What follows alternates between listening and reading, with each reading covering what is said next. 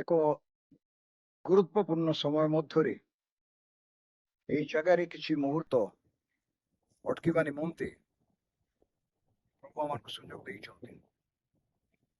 ମୋ ସହିତ ଆମମାନଙ୍କର ପ୍ରିୟ ପ୍ରଭୁଙ୍କର ପ୍ରିୟ ଦାସ ବିଶ୍ୱ ପ୍ରତାପ ପ୍ରଧାନ ଆଉ ତାଙ୍କ ପୁତ୍ର ଅଛନ୍ତି ଏବଂ ଆମମାନେ ଦୁହେଁ ପ୍ରଭୁଙ୍କର ସେବା କାର୍ଯ୍ୟ ପାଇଁ ବାହାରିଛୁ। ପ୍ରଭୁଙ୍କର ଅନୁଗ୍ରହ ଦ୍ୱାରା ଆମମାନେ କେତେଟା ଅଞ୍ଚଳ ବୁଲି ପ୍ରଭୁଙ୍କର ସେବା କାର୍ଯ୍ୟ କରିବା ନିମନ୍ତେ ଚିନ୍ତା କରି ଆଉ ବର୍ତ୍ତମାନ ପ୍ରାର୍ଥନା ପୂର୍ବକ ଏହି ଜାଗାରେ ବାହାରିଛୁ। ଏବଂ ଗତକାଲି ରାତ୍ରରେ ରାୟଗଡ଼ା ଠାରୁ ଆମମାନେ ଆଜି ସକାଳେ ଲକ୍ଷ୍ମୀପୁର ଆସିଲୁ ଆଉ ସେଇ ଜାଗାରେ କିଛି ବାଳକମାନଙ୍କୁ ଭେଟିବା ପାଇଁ ସୁଯୋଗ ପାଇଲୁ ପରିବାର ମାନଙ୍କୁ। ଆଉ ବର୍ତ୍ତମାନ ଆମମାନେ ଏଇ ଜାଗାରୁ ସେମରିଗୁଡ଼ା ବାହାରିଛୁ।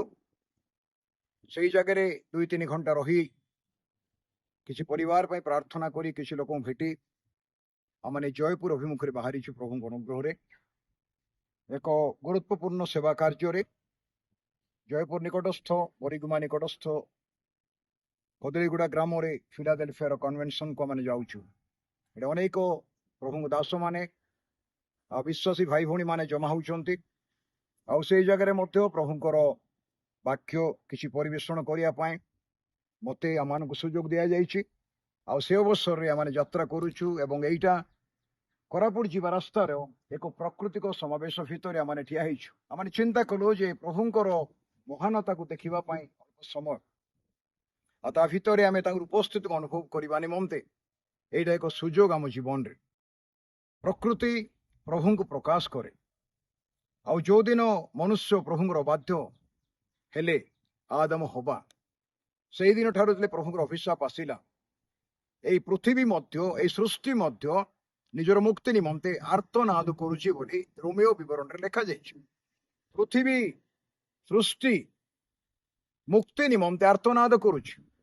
ଯେପରି ପାପ ମନୁଷ୍ୟ ଦହଲା କାଦରୁ ଉଠିବା ପାଇଁ, ସମସ୍ୟାରୁ, ରୋଗରୁ, ବ୍ୟାଧିରୁ, କଷ୍ଟରୁ ରକ୍ଷା ପାଇବା ପାଇଁ ଅନେକ ସମୟରେ ଆର୍ତ୍ତନାଦ କରେ, ମନ ଭିତରେ, ହୃଦୟ ଭିତରେ ସ୍ୱର ଶୁଣାଯାଏ ନାହିଁ, ସେଇ ପ୍ରକାର ଆର୍ତ୍ତନାଦ କରୁଛି ପୃଥିବୀ।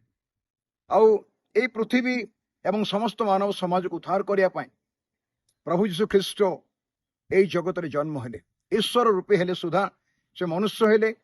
ମନୁଷ୍ୟ ହେଇକି ସେ ଦାସ ରୂପ ଧାରଣ କଲେ ଏବଂ ଦାସ ହେଇକି ସେ ନିଜକୁ ଶୂନ୍ୟ କଲେ ଏବଂ କ୍ରୁଶୀୟ ମୃତ୍ୟୁ ପର୍ଯ୍ୟନ୍ତ, ସେ କାଲବରୀ କ୍ରୁଶର ମୃତ୍ୟୁ ପର୍ଯ୍ୟନ୍ତ ପିତାଙ୍କର ଆଜ୍ଞାବହ ହେଲେ, ଯୋଉଠି ସେ ବଳିଦାନ କରିବା ଦ୍ୱାରା ସମୁଦାୟ ଜଗତକୁ ଏବଂ ଏଇ ପୃଥିବୀ ସୃଷ୍ଟିକୁ ଅଭିଶାପରୁ ମୁକ୍ତ କରିଛନ୍ତି, ପାପରୁ ମୁକ୍ତ କରିଛନ୍ତି, ନରକ ଦଣ୍ଡରୁ ଉଦ୍ଧାର କରିଛନ୍ତି, ଆଉ ସେ ମୃତ୍ୟୁର କବଳରୁ ଉଦ୍ଧାର କରିଛନ୍ତି, ଶୟତାନ କବଳରୁ ଉଦ୍ଧାର କରିଛନ୍ତି, ଆଉ ଜଗତର ଅଭିଶାପରୁ ଉଦ୍ଧାର କରିଛନ୍ତି। ମନୁଷ୍ୟର ଆତ୍ମା ବହୁତ ମୂଲ୍ୟବାନ, ବହୁତ ମୂଲ୍ୟବାନ। ଆଉ ଈଶ୍ୱରଙ୍କ ବାକ୍ୟ କୁହେ ଜଣେ ବ୍ୟକ୍ତିର ପରିବର୍ତ୍ତନ ଦ୍ୱାରା ସ୍ୱର୍ଗର ମହାନନ୍ଦ ଦୂତମାନେ ଆନନ୍ଦ କରନ୍ତି। ହେଲେ ମନୁଷ୍ୟର ଜଣେ ମନୁଷ୍ୟ ପ୍ରଭୁ ପାଇଁ କେତେ ଗୁରୁତ୍ୱପୂର୍ଣ୍ଣ। ସେ ଏ ସୃଷ୍ଟିର ମାଲିକ ସିଏ, ନାଇଁ କି? ହବା ଆଉ ଆଦମ ଆମର ବାପା ମା ଯୋଉ ଥିଲେ ପ୍ରାରମ୍ଭିକ, ତାଙ୍କୁ ପ୍ରଭୁ କଣ କହିଥିଲେ?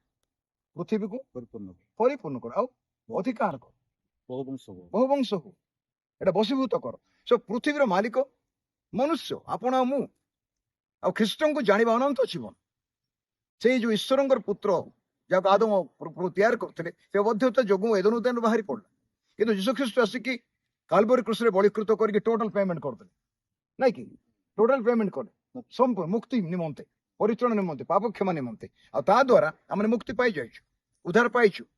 ଯୋଉ ଅଧିକାର ହଜାଇଥିଲେ ଆଦମ ହବା, ସେ ଅଧିକାରକୁ ସେ ପୁଣି ଫେରାଇ ଦେଲେ। ଲେଖା ହେଇଛି ମନୁଷ୍ୟ ପୁତ୍ର ଯାହା ହଜି ଅଛି ତାକୁ ଖୋଜି ରକ୍ଷା କରିବା ପାଇଁ ଆସିଥିଲେ।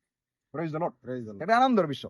ଏଥିପାଇଁ ମନୁଷ୍ୟ ନିଜର ଅଧିକାରକୁ ଆଉ ଥରେ ଫେରି ପାଇଛି, ଏ ବିଷୟ ବୁଝିବା ଦରକାର।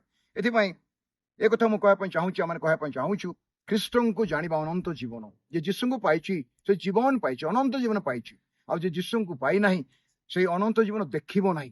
ଏଥିପାଇଁ ଅନନ୍ତ ଜୀବନ ଯୋଉଟା ପ୍ରଭୁଙ୍କର ଅନୁଗ୍ରହ ଦାନ ବିନା ମୂଲ୍ୟରେ କାଲବରୀ କ୍ରୁଶର ବଳିଦାନ ଦ୍ୱାରା ତାହା ଆମେ ପ୍ରାପ୍ତ ହେଇଛୁ। ମୁଁ ସମସ୍ତ ବିଶ୍ୱାସୀ ଭାଇ ଭଉଣୀ ମାନଙ୍କୁ, ସେବକ ମାନଙ୍କୁ, ସେବିକା ମାନଙ୍କୁ, ପ୍ରଭୁଙ୍କ ଦାସଦାସୀ ମାନଙ୍କୁ ଅନୁରୋଧ କରୁଛି, ଆମେ ଶେଷ ଦିନରେ ଗତି କରୁଛୁ। ଅନ୍ତିମ ଦିନ ଖ୍ରୀଷ୍ଟଙ୍କର ଆଗମନ ସମୟ ସନ୍ନିକଟ।